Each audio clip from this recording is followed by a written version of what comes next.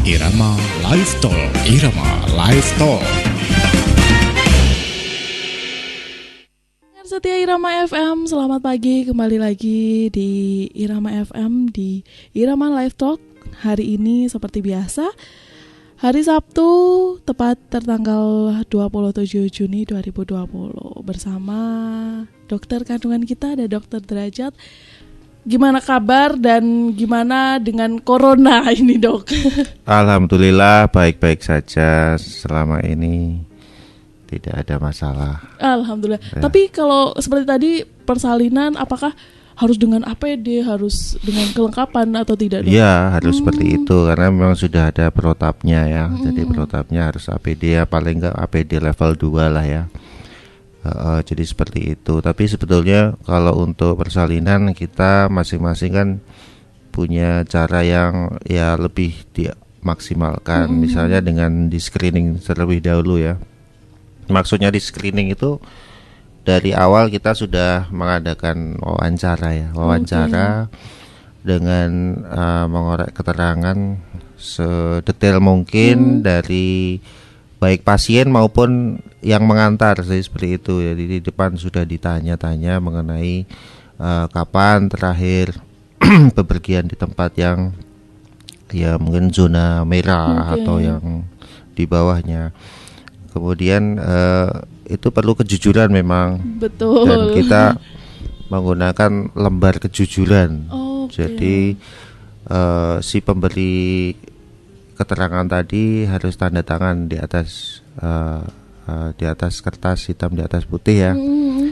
Dan di situ juga sudah ada pasalnya juga ya. Bila nantinya berbohong artinya mendapatkan istilahnya ancaman pasal yang memang itu sudah menjadi hukum ya.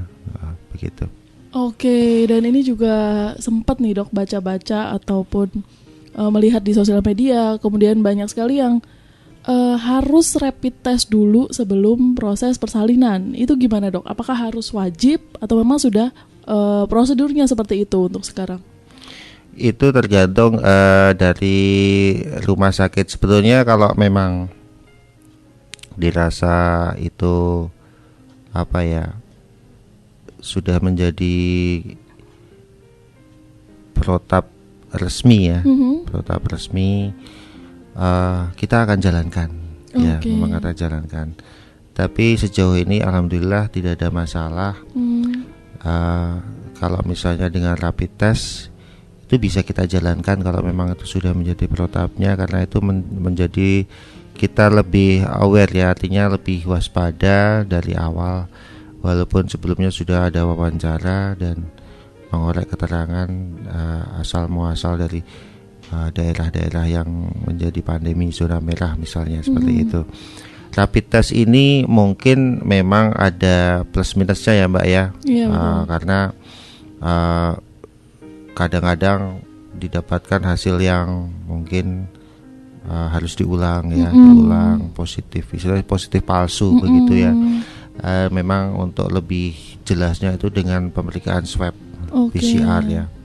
Tapi dengan rapid test ini paling enggak ini sudah merupakan suatu screening untuk mengetahui secara cepat apakah seseorang terkena oleh imbas virus tersebut. Walaupun mungkin nanti sekitar 2 minggu kemudian diulang bisa negatif. Jadi seperti itu. Ya begitu, Mbak. Jadi itu tergantung pada kebijakan rumah sakit sendiri. Jadi kalau Purworejo belum menetapkan itu gitu ya, Dok? Sejauh ini yang saya lihat belum ya. Di rumah sakit umum sendiri itu juga tidak dilakukan semuanya begitu ya. Hal-hal pasien yang dicurigai saja yang mungkin perlu diperiksa. Tapi ada beberapa indikator yang dilakukan untuk mengetahui paling tidak apakah dia menderita gejala-gejala batuk, demam. Itu juga sebelum pemeriksaan laboratorium atau penunjang ini ya, itu kan harus melihat gejala-gejala klinis dulu. Bila itu pun juga misalnya perlu dilakukan pemeriksaan yang penunjang di rumah sakit, kita melakukan pemeriksaan ronsen ya. Jadi tanda-tanda COVID ini selain dengan rapid test itu juga untuk mengetahui kondisi paru-parunya.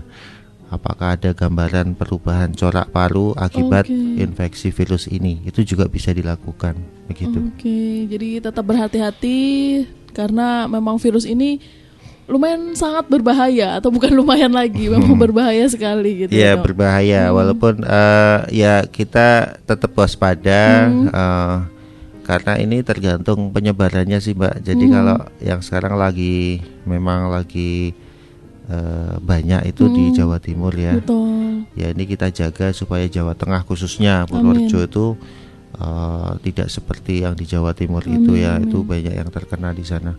Memang model penyebarannya lebih banyak karena klaster ya. Klaster itu artinya dia menyebar dari sekelompok orang tertentu. Ya mungkin seperti berita terakhir mengenai dari nelayan misalnya, kan dia mobilitasnya tinggi itu dari daerah lain kemudian datang ke pelabuhan, apalagi kota-kota yang istilahnya dalam masalah ada pelabuhan apa tidak itu juga berpengaruh ya. Jadi karena memang banyak orang yang keluar masuk. Ya alhamdulillah beda dengan Purworejo ya. Kalau Purworejo itu kan mungkin yang berkunjung ke sini di hari-hari tertentu saja, bukan kota bisnis ya, bukan kota yang mungkin hanya sekedar lewat. Kalau orang lewat aja mungkin lewatnya juga lewat jalur selatan tuh ya, dilewatin aja, nggak sampai yang menetap, apalagi mampir dan sebagainya itu. Ya, Oke, ya. Ini seru sekali obrolannya. Untuk Anda pendengar setia Irama FM yang ingin bertanya, ingin konsultasi langsung bersama dengan dokter, bisa melalui SMS dan WhatsApp-nya ya di 081392696815 atau bisa langsung melalui teleponnya di 02753214446. Nah ini juga sudah masuk Dok pertanyaan dari SMS online-nya. Ya. Langkah pencegahan apa sih Dok yang harus saya lakukan sebagai ibu hamil agar terhindar dari virus corona? Nah pencegahannya apa aja Dok yang bisa dilakukan? Jadi untuk ibu hamil maupun tidak hamil itu cara mencegahnya sama.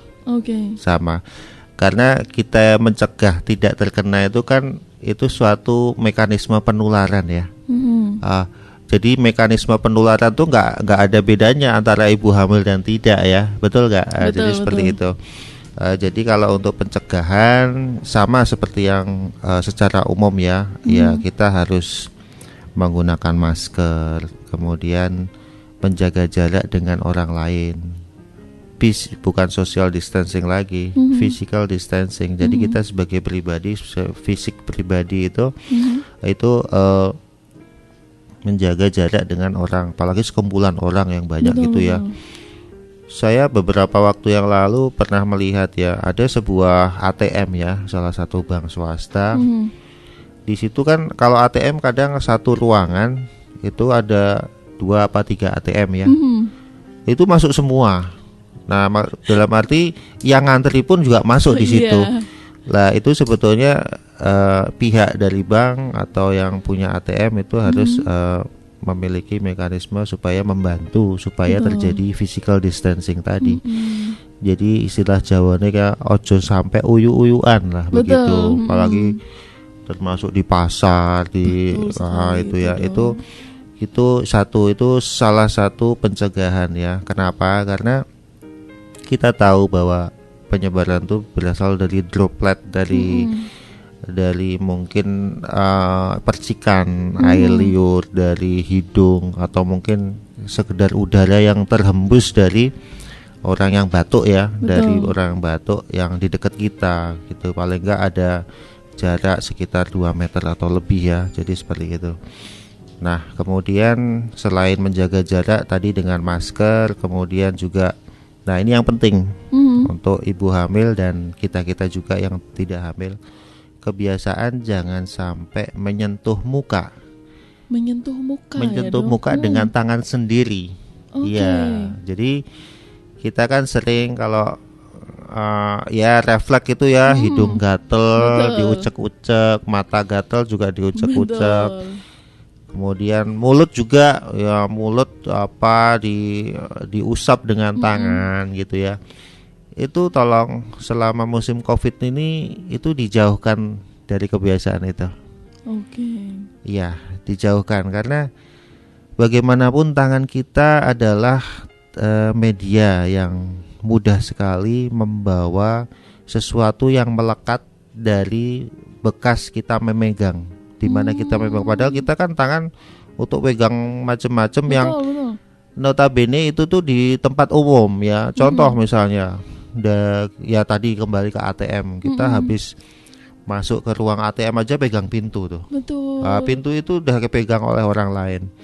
Kemudian memegang touch pada pencatan. ATM itu juga bekas orang lain. Kita kan nggak tahu orang lain itu bawa virus apa enggak. Padahal orang lain itu bisa menularkan juga dari tangan dia, karena mungkin dia habis pegang hidung waktu bersin atau apa, habis itu terus pegang mesin ATM misalnya begitu. Kemudian selain itu kita juga harus rajin cuci tangan. Ya, cuci tangan tuh penting sekali. Paling tidak kita nggak tahu terakhir kita cuci tangan kapan. Kemudian kita tidak selalu memakai hand sanitizer ya.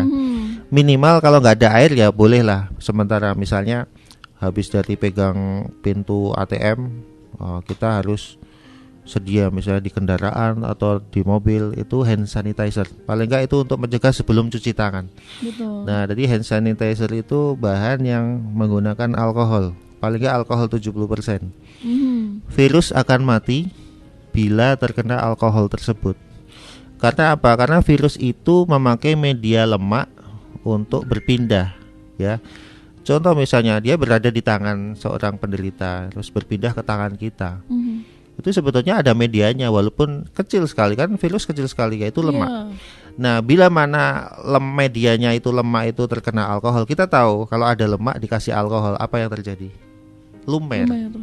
Dia akan lumer dan akhirnya media itu akan hilang dan virus pun juga akan hilang, mati.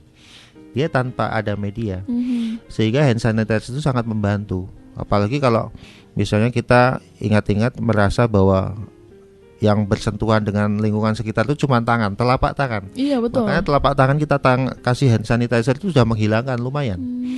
Syukur-syukur nanti kalau ada wastafel, ada sabun, kita pakai sabun itu lebih bagus. Jadi seperti itu ya, ibu-ibu hamil untuk mencegah. Kemudian kita juga ingat selalu tadi ya, selain menyentuh muka, bila mana kita menyentuh benda-benda yang sifatnya itu umum seperti uang juga ya. Kita mendapatkan kembalian uang dari penjual ya, itu hati-hati. Mungkin ya ada yang kreatif ya, uang itu dimasukkan ke dalam mesin pemanas ya. Yang di TV itu yang unik itu kreatif, dimasukkan mesin rice cooker. Oh iya. Kan rice cooker dinyalain jadi panas ya. Uang dimasukkan situ tidak akan terbakar, tapi dia akan terpanggang oleh suhu 100 derajat. Itu tidak membakar uangnya, tapi akan mengeringkan uangnya. Itu bagus sebetulnya, ide yang bagus. Itu waktu itu ada di sebuah pasar, seorang penjual daging ya, dia mendapatkan uang untuk pembayaran dagingnya. Kemudian uang kertas itu kan kadang kumel-kumel yang nggak tahu, itu mungkin banyak bakteri dan sebagainya termasuk virus ya. Masukkan situ kemudian dinyalain, udah itu alat. Jadi memang media dari virus itu sendiri itu tidak akan tahan panas kalau suhunya panas ya 100 derajat seperti itu ya. Itu kan termasuk sebagai alat untuk sterilisasi juga. Jadi seperti itu. Begitu pula kita, kalau kita nggak punya itu gimana? Ya sudah.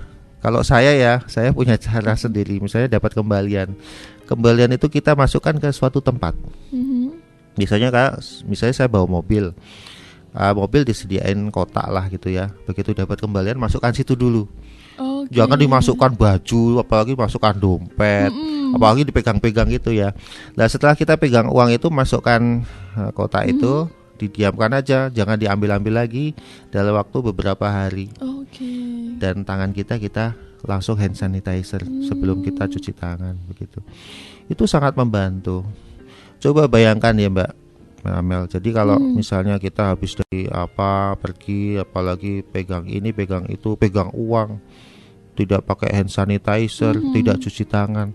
Kebiasaan pula misalnya kebiasaan ya Nyuwun sewu ya, kayak ngupil gitu ya. Betul. Bener nggak? Kita masalahnya punya kebiasaan kebiasaan ngupil gitu. Itu sama dengan memasukkan virus yang dari tangan kita itu ya. Itu dari pasar gitu ya. Betul. Ada klaster tuh di pasar tuh, penjual ikan apa itu. Langsung kena kita.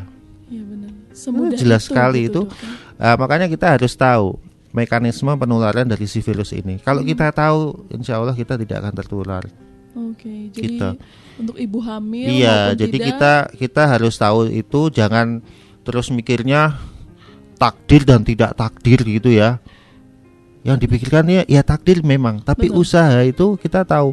Jadi kita itu efektif, jadi tidak terus ketakutan berlebihan. Tapi kita tahu, oh mekanisme begini toh. Oh berarti mencegahnya kan simple, Betul. sederhana seperti yang saya sebutkan tadi. Itu dijalankan aja. Jadi seperti itu, dan sampai kapan ya akhirnya kita nggak tahu sampai kapan ya. Betul. Tapi kalau sudah kita lakukan terus menerus gitu ya, itu menjadi suatu kebiasaan. Kebiasaan kebersihan, menjaga kebersihan kan juga bagus kan Mbak. Betul sekali, Dok. Kebiasaan ucek-ucek mata itu kan juga nggak bagus. Iya, benar. Kalau kita biasain, misalnya mata gatel, hidung gatel, kena gimana solusinya? Ya kita ambil tisu kan kita sediain tisu. Tisu itu kan bersih. Dengan tisu itu kita bisa gosok-gosok tanpa menyentuhkan tangan kita kan kelapis sama tisu Tisunya, tadi betul. atau hidungnya gitu sebelum kita cuci tangan. Kecuali kalau kita sudah di rumah, sudah cuci tangan, sudah mandi semuanya ya, kita jaga rumah kita jangan sampai terkena virus dari luar. Itu boleh lah, mungkin kita ucek-ucek hidung kalau kita memang sudah cuci tangan, begitu ya Mbak. Betul sekali. Kebiasaan baik, kebiasaan menjaga kebersihan, Ya, walaupun tidak dalam kondisi virus corona seperti ini, dilanjutkan itu justru sangat baik. cukup gitu ya. sangat baik. Dulu malah saya pribadi zaman awal-awal itu ya, waktu di Purworejo masih banyak itu, itu ya mungkin ya bukan berlebihan juga. Saya setiap keluar rumah, pulang ke rumah langsung mandi. Betul, Dok. Seperti mandi besar. Betul, Dok. Jadi mandi, keramas. Saya khawatir saya membawa virus tuh. Apalagi saya dari rumah sakit ke rumah sakit kan. Benar. Jadi seperti itu. Ya. Harus kita tidak tahu apakah orang lain yang menulari kita atau bahkan kita yang menulari Ya mereka begitu. Dok. Gitu kalau selalu dijaga, ya itu virus itu lama-lama akan hilang. Betul. Nah, ini ada juga pertanyaan, Dok. Pagi, Dok, saya Ibu Yani di Bayan. Saya sudah punya anak 1 dan saya dulu menggunakan KB IUD. Sudah 3 tahunan ini saya lepas KB-nya. Tapi kenapa ya, Dok, kok sampai sekarang belum hamil juga? Sempat telat 2 bulan, tapi setelah dites pack hasilnya negatif. Yeah. Umur saya sekarang 37 dan berat badan saya 70 kg. Apakah dengan berat badan saya yang 70 kg berpengaruh pada kesuburan saya dan membuat saya susah hamil lagi? Mohon penjelasannya. Katanya. Betul ya, berat badan kalau di dalam indeks massa tubuh itu lebih dari 25 nilainya. Oke. Nah, itu ada rumusnya ya. Kalau ada gejala-gejala seperti tadi disebutkan kan, saya terakhir telat 2 bulan dites negatif. Nah, itu artinya apa? Kita bisa menebak di situ. Berarti mensnya itu tertunda 2 bulan tanpa ada kehamilan. Itu artinya dia dalam kondisi tidak subur. Oke. Ya, jadi kalau mens sampai tidak datang, itu artinya hormon yang mensupport ovulasi atau keluarnya sel telur itu juga terganggu pasti. Karena hormon yang mengatur pematangan telur dan persiapan rahim dalam arti wujud suatu menstruasi itu berjalan beriringan, sinkron, dan siklusnya juga jelas begitu ya. Nah kalau misalnya mensnya sampai nggak datang, artinya dia terjadi kondisi yang dinamakan anovulasi atau ovulasi yang tidak keluar. Jadi pada masa-masa itu justru dia tidak subur dan tidak bisa hamil. Iya. Tapi kalau orang awam ngira, loh aku telat toh berarti hamil. Lah kalau dites negatif, justru dia malah tidak subur. Iya. Jadi seperti itu ya ibu-ibu ya. Jadi dari gejala yang sudah ada tadi dari pertanyaannya, berarti saya jawab ya, bahwa berat badan berpengaruh pada kesuburan. Nah, biasanya tidak suburnya seorang wanita itu ditandai dengan tidak datangnya menstruasi. Betul. Misalnya menstruasi kok tiap 2 bulan sekali kayak gitu ya. Bukan suatu kehamilan, malah itu suatu ketidaksuburan ya. Nah, bagaimana ini supaya kembali normal, menstruasi teratur, terjadi ovulasi atau pengeluaran telur setiap bulan secara normal? Coba mungkin bisa dengan cara menurunkan berat badan. Itu bisa dengan paling enggak hitungannya sekitar 10% dari berat sekarang. 10% Misalnya dari dia beratnya 77 gitu ya. Berarti diturunkan jadi 70. 10%-nya kurang lebih ya. Itu biasanya nanti siklus dan kesuburannya mengikuti. Ya gimana cara dietnya? Nah itu masing-masing monggo dengan metode apa, tapi yang jelas yang dipakai metode yang sehat, yaitu dengan olahraga. Olahraga juga membatasi intake makanan yang membuat gemuk. Contoh misalnya karbohidrat. Ya kira-kira panjenengan bisa seperti itu. Ya gitu lah. Contohnya gampang kok. Misalnya kalau kita makan, kadang-kadang kita, ya saya tuh juga termasuk suka ya mengamati perilaku wanita. Perilaku wanita, apalagi pasien-pasien saya kan semua wanita, itu saya amati setiap kali datang. Oh iki wonge lemu, iki nggak lemu lagi nih, obesitas, gendut. Oh ini kurus gitu loh. Terus saya amati mereka yang gendut-gendut ini terutama. Kenapa saya mengamati mereka? Karena terus terang pasien yang gendut itu menyusahkan saya. Kenapa? Dok. Karena apa nih dok? Dalam hal proses persalinan sulit, apalagi harus sesar mbak. Kenapa? Karena dinding perutnya tebal sekali. Dan itu menjadi pekerjaan saya sehari-hari, menjadi penyulit pada saat operasi. Contoh kemarin 2-3 hari yang lalu tuh banyak orang wanita gendut yang harus saya sesar ya, dengan berat di atas 100 mbak. Waduh. Dan jenengan kalau pengen tahu ya, di Purworejo ini wanita yang beratnya di atas 100 tuh banyak loh. Dari berbagai kalangan. Kita nggak melihat kalangan dengan ekonomi lemah maupun kuat, sama aja. Malah banyak yang, mohon maaf, yang ekonomi lemah begitu ya, itu malah gemuk-gemuk. Nggak tahu kenapa saya. Mungkin kalau stres makan dok. Ya mungkin begitu. Jadi dia mungkin merasa berbahagia dengan makan ya. Akhirnya nggak terkontrol gitu ya. Mungkin dalam kondisi sulit misalnya gitu, makan aja lah. Kan makan juga nggak mahal ya. Misalnya karbohidrat ya, nasi itu kalau dimakan banyak ya gampang gendut kan gitu. Jadi seperti itu. Jadi itu bukan dilihat dari sosial ekonomi, saya kira dilihat dari pribadi masing-masing. Bagaimana dia punya niat supaya tidak gendut ya. Mudah misalnya kebiasaan wanita itu kan ngemil. Nah sudah ngemil, kemudian kalau masak juga suka menghabiskan sisanya. Menyuapi anaknya, ngabisin sisanya. Belum lagi ada makanan yang kira-kira ini udah sehari lewat kok nggak ada yang makan ya, akhirnya dia makan gitu ya, daripada dibuang besoknya. Mubazir katanya. Mubazir, besok sudah expired gitu ya, itu dimakan. Jadi istilahnya cleaning service ya. Gitu ya, membersihkan semuanya daripada membazir.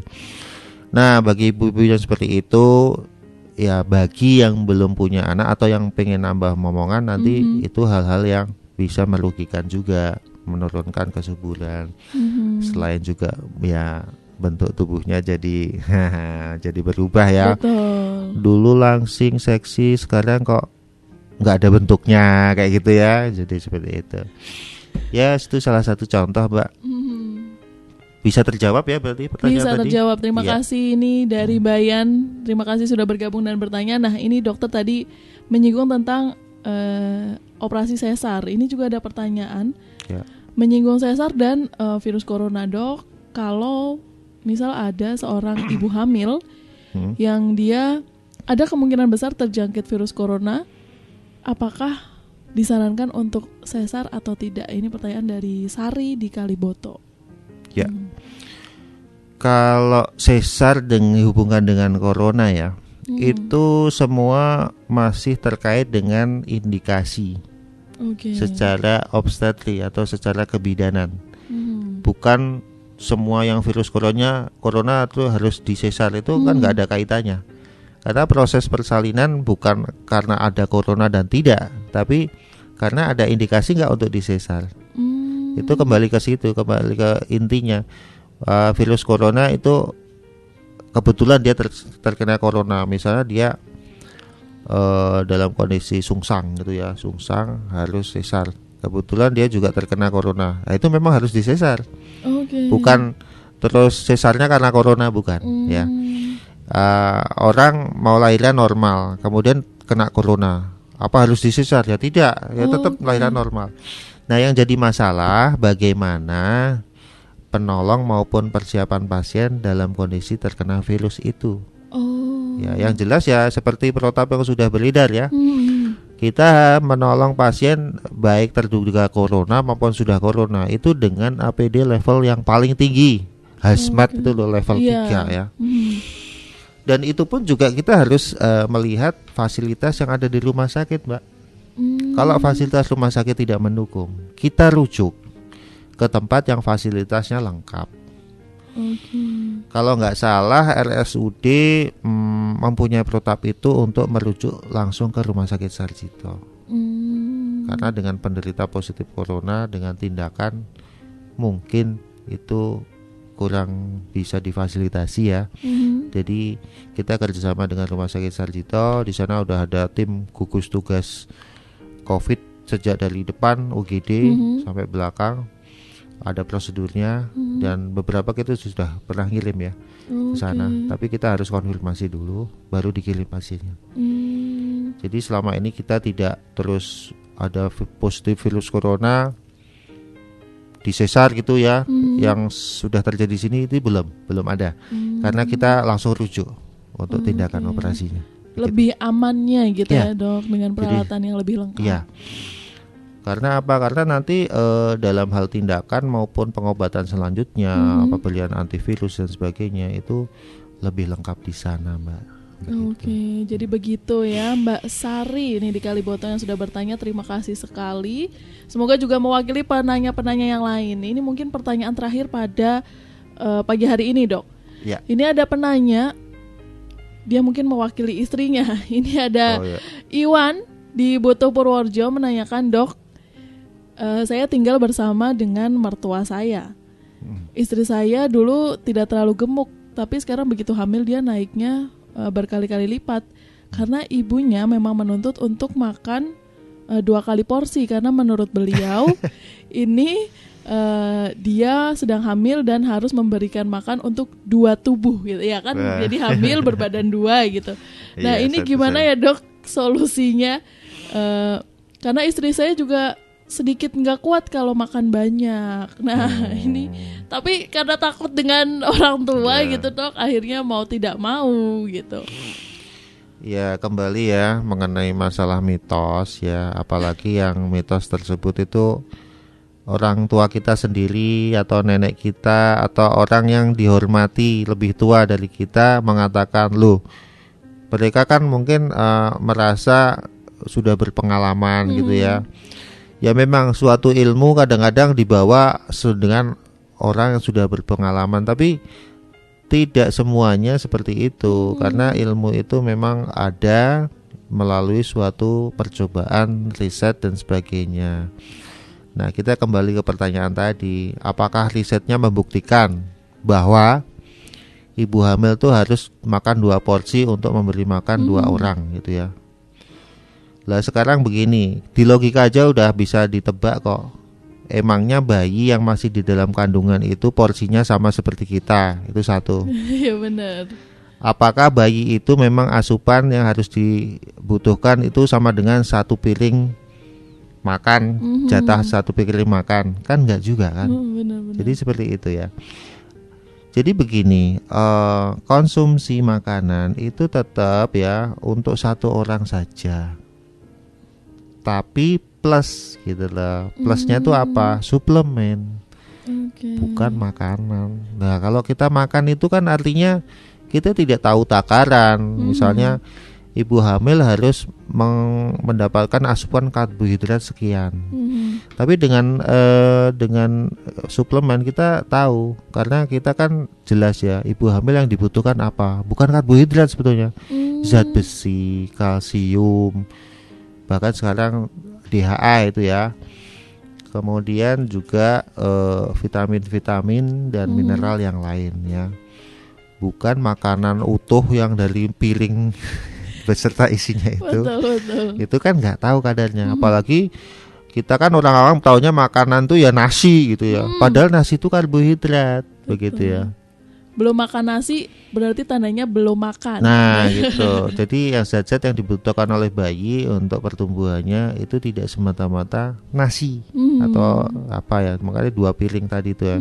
Itu tidak, apalagi hamil yang masih awal ya, trimester pertama atau kedua, yang dimana kita tahu berat bayi yang masih 4 bulan 4 bulan itu masih 2 ono Mbak. Nah kok kita mau membantu asupannya dengan 1 piring kan nggak cocok kan gitu. Nah, itu dari logika aja bisa kita pikir. Makanya untuk pertanyaan tadi ya mungkin si ibu perlu dikasih edukasi. Ya bilang saja kata dokter seperti ini. Kan dokter kan tidak seperti itu ya.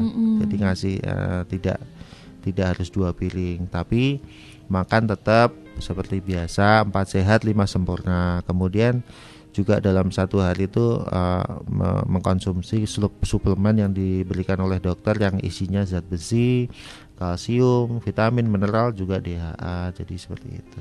Oke. Atau mungkin bisa kalau masih tidak bisa dibicarakan, dibawa saja ibunya ikut ya kontrol. Aja waktu kontrol. Ya memang ya ini benar sekali ya Mbak ya. Jadi waktu kontrol memang sering ya seorang ibu hamil diantar oleh ibunya. Nah di situ juga kelihatan kok dari dialog, misalnya saya kasih edukasi apa, si ibu langsung punya pendapat lain. Kalau saya dulu gini. Oh begitu ya Bu ya, kita dengarkan ya, kita arahkan saja. Jadi begitu. Jadi memang pandangan orang dulu tidak semuanya masuk dalam suatu bukti ilmiah yang benar ya. Jadi seperti itu perlu diluruskan. Nah, buktinya aja untuk pasien tadi kan jelas toh. Si ibu menyuruh 2 piring. Akhirnya yang besar bukan bayinya, ibunya gitu ya. Tapi bisa juga bayinya akan besar nanti. Oh iya. Ya nanti misalnya kalau masih memakai pola seperti itu, si bayi yang kelebihan karbohidrat pada usia di atas 8 bulan. Setelah 8 bulan itu kan bayi pertumbuhannya kan cepat ya. Cepat membesar, apalagi punya intake karbohidrat dan gulanya tinggi. Waduh. Itu bayi nanti akan overweight atau dinamakan bayi besar atau makrosomia. Nantinya yang rugi si ibu sendiri, harusnya bisa lahiran normal dengan berat bayi yang normal. Kalau berat bayi berlebihan, dia harus cara persalinan dengan sesar. Batasannya 4 kilo. Jadi dia makan banyak, wah bangga, wah bayiku nanti kalau lahir biar gede 5 kilo. Waduh. Ya boleh sih, tapi gak bisa normal loh ya. Jadi batasan bayi yang bisa lahir di jalan lahir yang normal itu di bawah 4 kilo ya. Di atas 4 kilo itu selain beresiko ya bagi ibunya, bayinya pun juga bisa meninggal. Kenapa bisa meninggal? Pada saat menolong bayi di atas 4 kilo itu kemungkinan melahirkan badan bayi, kepala bisa lahir tapi badan tidak bisa lahir. Dia terjepit ya. Apalagi melahirkan bagian bahu, dada bayi ini itu dia akan terjepit. Kalau dia sampai tidak bisa keluar, tahu akibatnya apa? Bayi meninggal ya. Yang kedua, bisa lahir dengan patah tulang. Nah, hati-hati. Jadi jangan dikira bangga dengan bayi yang besar ya. Kalau bisa lahir oke. Kalau nggak bisa, ada kendala seperti tadi itu. Bisa Oke. timbul patah tulang pada bayi sampai meninggal dunia. Oke, atau mungkin kalaupun selamat itu justru membahayakan kesehatan si bayi ya. Iya, Dok? proses persalinan yang ditarik gitu ya dari bawah nanti juga menimbulkan putusnya saraf. Oke. Biasanya saraf pada tangan sini itu putus dan itu pulihnya lama. Kemudian bahaya bagi si ibu yang melahirkan bayi besar, itu resiko perdarahan pasca persalinan itu juga besar. Oke. Begitu. Oke, terima kasih banyak Dok. Pertanyaan terakhir ini mungkin bisa menutup perjumpaan kita. Ya. Buat dokter mungkin boleh memberikan satu saran untuk ibu di masa corona seperti ini. Satu saja yang universal yang memang itu pokok nih, penting nih. Oh, gitu ya. Boleh Dok. Di masa corona. Mhm. Ya, kita tetap menjalankan protokol corona tadi ya, baik dalam pencegahan maupun mungkin screening, ya. Contoh screening dan karantina. Jadi cobalah menyadari bahwa corona itu ada di mana-mana. Itu sadarilah, sehingga kita pola menghindari, mencegah jangan sampai tertular itu tetap jalan. Jangan lupa. Saya kadang sedih di jalan orang nggak pakai masker. Betul. Nah itu sedih sekali. Kenapa mereka merasa sakti ya, begitu ya, kadang-kadang begitu. Itu ya, jadi mencegah. Yang kedua dalam hal proses persalinan ya, kita juga menjaga jangan sampai kita menulari orang lain bila mana kita terduga. Betul. Bila mana udah terlanjur misalnya begini, ibu hamil suaminya kerja di Jakarta. Nah kemudian suatu saat dia pulang, apa yang terjadi? Kita nggak tahu suaminya itu sehat apa enggak, kecuali suaminya juga menjalankan prosedur keamanan ya untuk orang lain. Misalnya sebelum pulang dia di rapid test dulu di sana. Monggo. Seperti prosedur mau naik pesawat dulu, Mbak. Oh, iya, Sekarang betul. naik pesawat harus diperiksa rapid test. Padahal periksa rapid test tuh lumayan mahal ya, 450.000. Oke. Nah, suaminya di rapid test dulu supaya tidak menulari istrinya yang di rumah. Kalau ternyata tidak rapid test, apa yang terjadi? Apa yang harus dilakukan? Tunggu 2 minggu lagi baru periksa. Oke. Karena 2 minggu ini penting untuk membuktikan si suami ini membawa apa enggak. Begitu. Itu salah satu cara. Jadi kita saling menjaga begitu. Mungkin Siap. itu aja sih. Terima kasih banyak dokter sama-sama. perjumpaan ini. Semoga apa yang kita sampaikan tadi, apa yang dokter sampaikan kepada masyarakat Kabupaten Purworejo bisa bermanfaat. Ya, amin. Terima kasih banyak Dok. Sampai jumpa lagi tentunya untuk Anda pendengar setia Irama FM. Terima kasih juga sudah bergabung tadi, sudah bertanya dan juga sudah memberikan atensinya kepada kita. Untuk Anda semua pastikan tetap menyatu di sini.